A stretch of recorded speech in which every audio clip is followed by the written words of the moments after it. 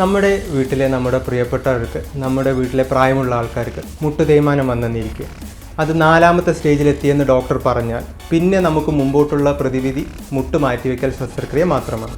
മുട്ട് മാറ്റിവെക്കൽ ശസ്ത്രക്രിയ വേണമെന്ന് നമ്മൾ തീരുമാനമെടുത്താൽ അതെങ്ങനെ ചെയ്യണമെന്നതിനെ കുറിച്ചുകൂടി നമുക്കൊരു ധാരണ ഉണ്ടാവണം.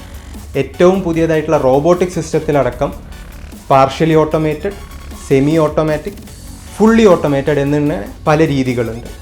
അതിൽ ഏറ്റവും അഡ്വാൻസ്ഡ് ആയിട്ടുള്ളതാണ് fully automatic robotic knee replacement system. ഇതുകൊണ്ട് നമുക്ക് എന്ത് കിട്ടും? അധികം മുട്ടുമാറ്റിവെക്കൽ ശസ്ത്രക്രിയയ്ക്ക് ഉപയോഗിക്കുന്ന ഉപകരണങ്ങളും അതിൻ്റെ ഉള്ളിലിടുന്നതും അമേരിക്കൻ കമ്പനികളുടെ ഇംപ്ലാന്റ്സ് ആണ്. അവർ പറയുന്നത് ലൈഫ് എറൗണ്ട് 16 മുതൽ 20 വരെയാണ്.